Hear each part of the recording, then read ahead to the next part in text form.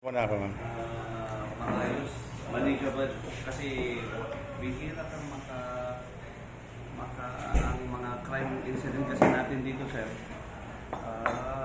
Kung titingnan mo kasi yung mga barangay natin, nagtutulong, talaga yung mga barangay captain natin, talaga active sila. Pinapabantayan pag sinabing curfew talaga, pag 10 o'clock, umiikot din sila. So kami dito, pag 10 o'clock, iikot talaga kami. Kaya sir, naglumangat kami kagabi. Walang katao-tao yan. At saka after mga siguro 5 minutes, 3 minutes, may mga dumadating na mula. Well, yun Kaya yung masabi ko napakaganda ng kandun. Yes, sir. Ang ano kasi natin dyan, binabantayin kasi natin, baka matsambahan tayo dito. Kaya, Yung mga dumadaan sa mga imbornal ba? Minsan yung ibang lugar. Pero so far wala pa naman dito. Yun yung ayaw namin na mangyari dito kasi pangit yun. Ang magiging imahe natin pag ano. Ano yung dumadaan sa Imburnal, Colonel? Yung mga parang nagmamining ng mga pawn shop. I say, okay. pero wala naman so far, sir. Wala dito, sir, wala. So, yan yung isa na binabantayan natin every night talaga. Every hour ng gabi, umiikot yung tropa natin. Yun yung mga naka-duty, yung mga naka-deploy natin dyan.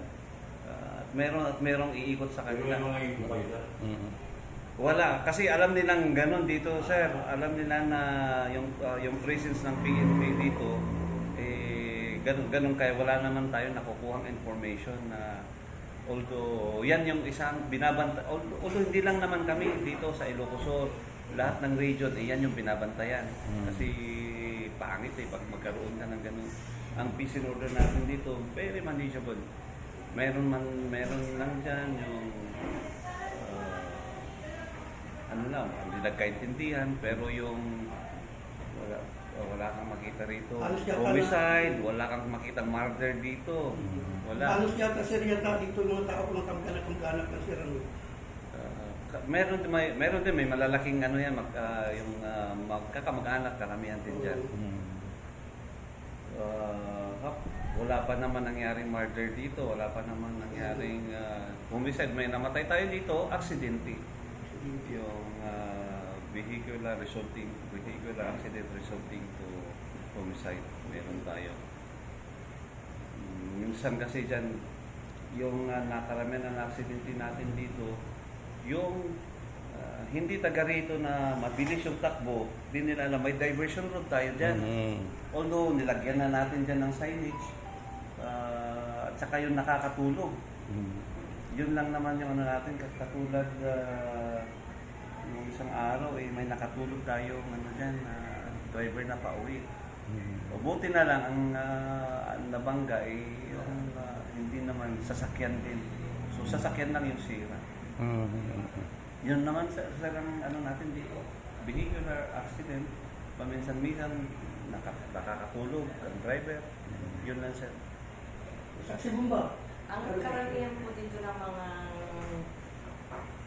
karamihan dito ng mga tao natin, ano po yung pinagkakaabalahan nila?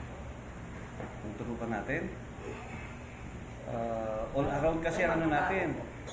All around kasi yung mga all around yung trupa natin dito, pero kanya-kanya silang trabaho. Example ma'am, meron tayong investigation section.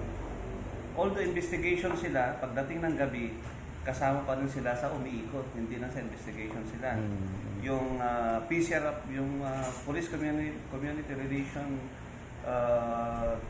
section natin, although ang activity nila, andyan sila sa barangay, pero pagdating din darating din yung everyday, mayroon din silang time na umiikot. So umiikot lahat yung ano natin. Kaya sa buong gabi, makikita mo may nagrurunda tayong pulis. Pero nakita ko dito sa Ilocos Sur, gano'n naman ang isang very active dito yung pagbabantay talaga paggabi kasi hindi lang naman actually ako. Lahat ng meron kasi yung ang aming director, ang aming provincial director, yun yung isang talagang pinapabantayan niya. Lahat ng mga bangko, yan yung pinapa-priority niya na pinapaikutan paggabi. Okay. Sa drugs, ano mga usually na nakukuling? Marijuana o regarding sa drugs dito, wala naman tayong malakihan na huli dito. May mahuli tayo nung mga nahuhuli tayo pero hindi from Kandun. Dito lang dito sila Takbuhan. nagbibinta. Pero mga maliliit lang, pang gamit lang. May mahuli tayo from kalapit natin ng mga municipality. Kadalasan na nahuhuli namin, hindi yung galing sa malalapit yung nasa gilid namin. Pero patuloy pa rin yung pagkano sa... Tuloy-tuloy siya ang ano natin. Kasi yung barangay drug clearing kasi natin is ongoing. Ginagawa na natin yun. Ngayon, hopefully, makapag-drug clear kami ng barangay na mayroon kami pinaprocess ngayon na siyam. So, very supportive yung aming mayor. Nagpatayo na siya ng balay silangan para dito sa mga drug user, drug. Surrenderin. O itong mga drug pusher natin. Kasi yun yung pag drug pusher ka, pag gusto mong bumalik loob, mag-undergo ka ng balay silangan.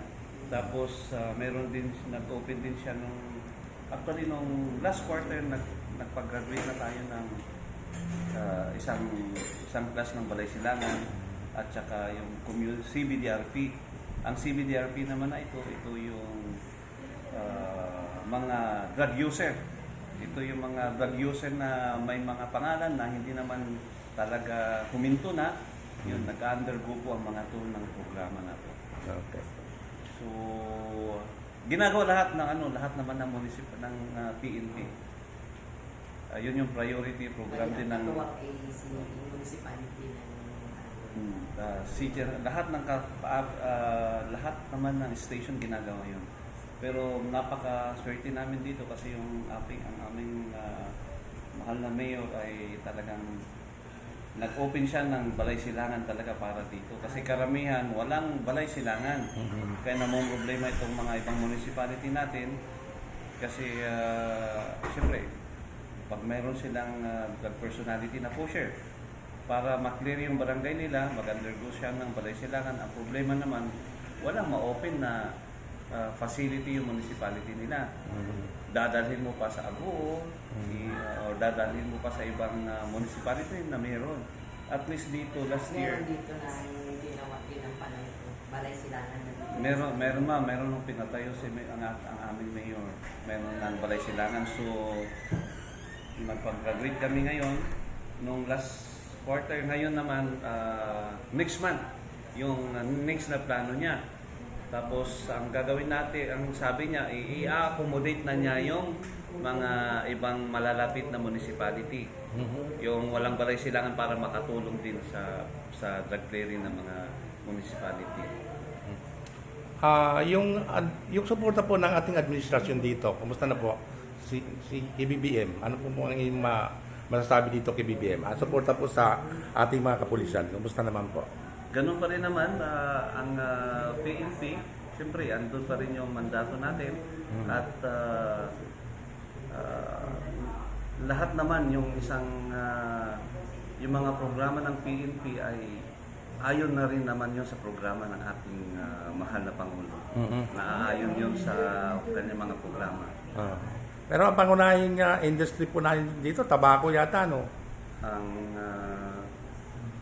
tabako po Tabako, yung bang industry, yung pangunahing kinabubuhay ng mga tao. Dito sa Ilocos Sur ay yung tabako. Opo.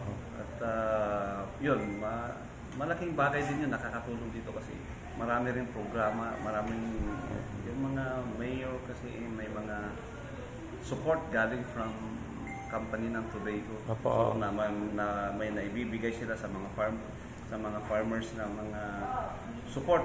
Mga yung gamit sa pagpapalaki nito. At meron din, hindi lang yun. Pati sa mga equipment, nagbibigay din yung mga municipality natin, sa mga farmers natin. Sa farmers, okay. Bali, Colonel, napag-usapan lang to, no?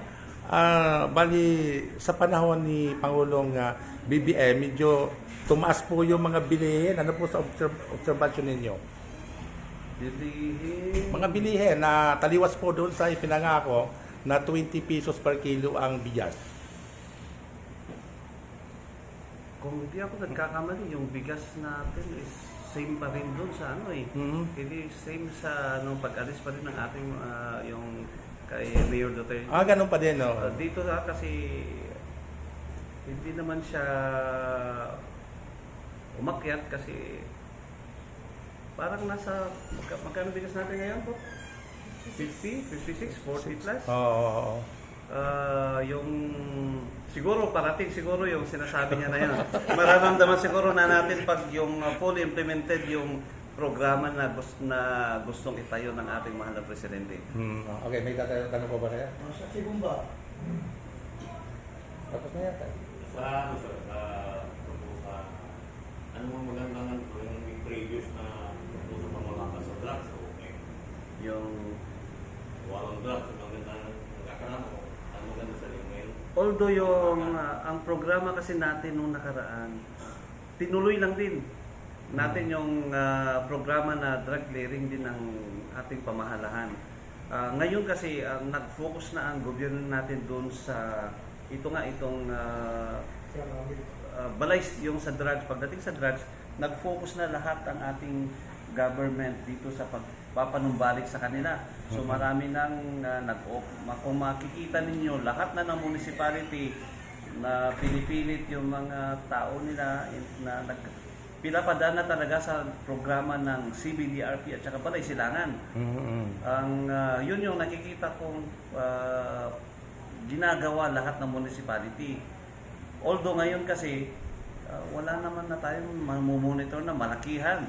Kasi nung time nung dating administrasyon, talaga nag-focus doon sa drugs. So although dating maaaring ginagawa sa Pilipinas ngayon yung drugs, ngayon wala na dahil doon sa yung napalitan na administrasyon, parang nawala na yung gumagawa dito, parang bumabagsak na lang. drug-free na siya. Parang kung titignan mo, wala na yung manufacturing dito sa atin. Maliitan na lang itong, kasi dito sa Ilocos sir, wala pa man kaming nakukuha rito na malalakihan talaga. Wala man tayo Ilocos sir. Wala pa kung na-monitor ngayong taon na nahuli natin ng 0.5 kilos, wala pa. May mga napakumbig na rin kayo sa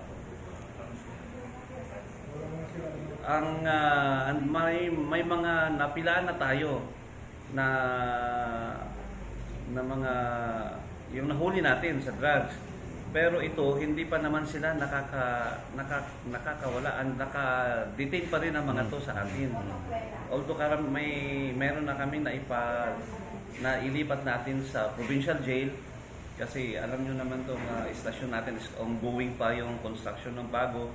So wala tayong paglalagyan sa kanila. Kung meron tayong nakukuling ganyan, yung mga mabibigat, tina-turn over natin sa provincial jail. Okay. Ayun. Okay na. Sir, okay, salamat po sa... in your area sir, how about the cities? O PPPT? Yung Ilocos Sur, May sightings kayo? dito wala tayong namomonitor na bumaba naman dito. At saka yan yung kino-coordinate natin sa mga barangay captain natin. So far, wala naman tayong binaba, tsaka mga intel report na nakapasok dito sa Kandun. Cleared pa rin naman itong Kandun natin. Bali sir, ilang barangay po nasasakupan ng Kandun sir? 42 barangay, no? Dok, 42 tayo? 42 barangay. 42, tama.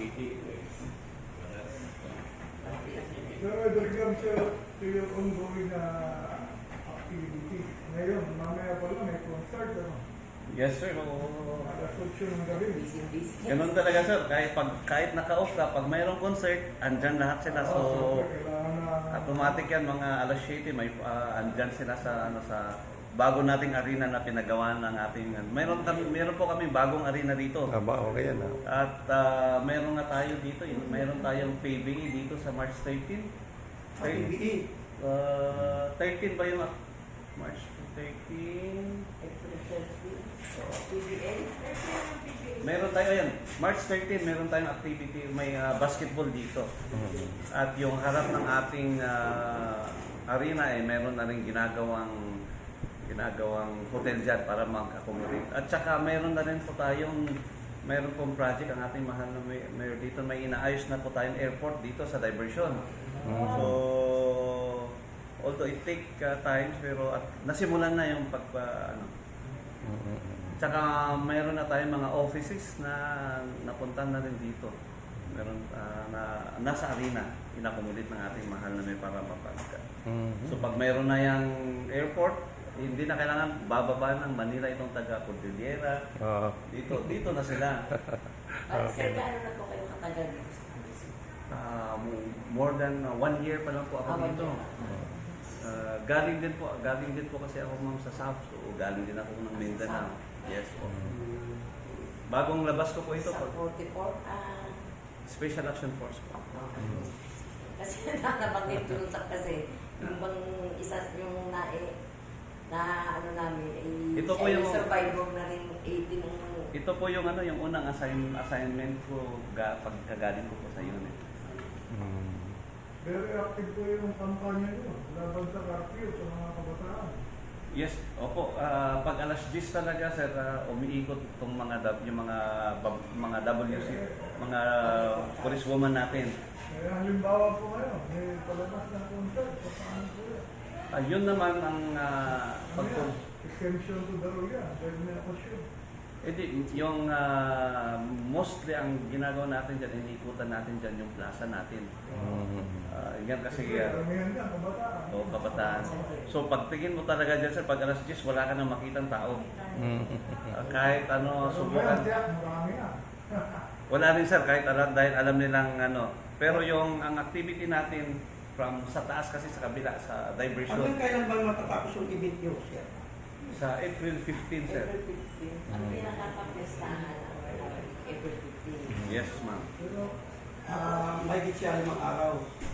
napansin ko sir, parang hindi One mo week. obserbahan yung One week. Ramadan by April 10. Wala yan sa listahan niyo. Meron yan, pero ito kasi, ito sir yung ito yung programa natin.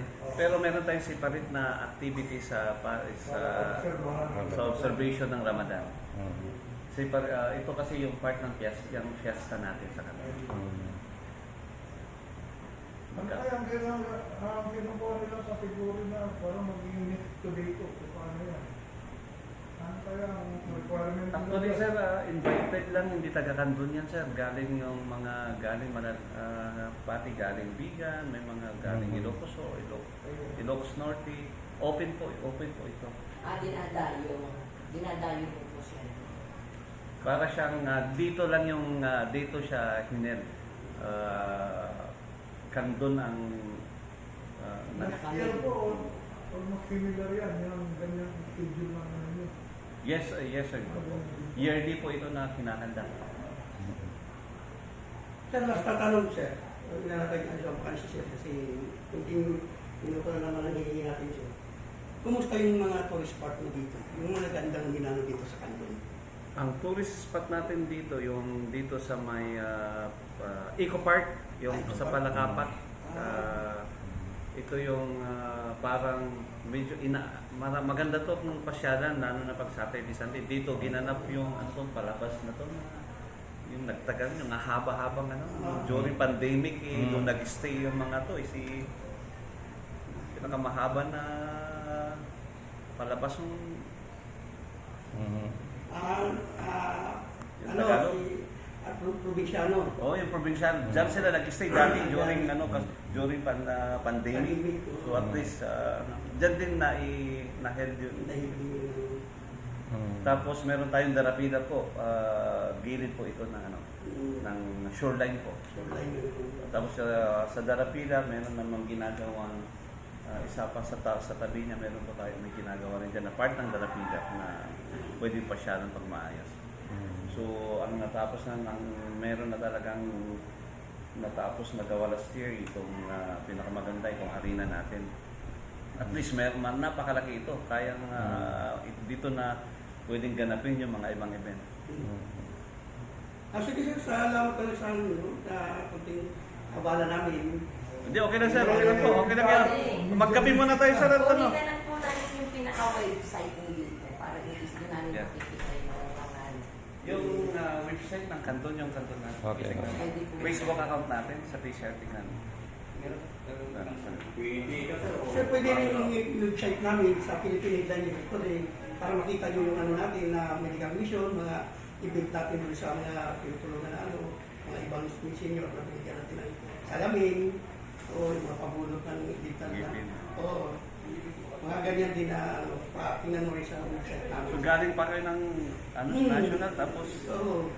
okay sir. Tapos pag balik na kami ngayon sir, dahil napadami ng tropa, sabi ko sa kanila, makipag-compete sila na tayo sa CCP para kung paano tayo ng kahit na pang-uwi ng gas. Sabi ko. Ay, tawagan nyo nga. Oo, maaari tayo. Tawagan nyo.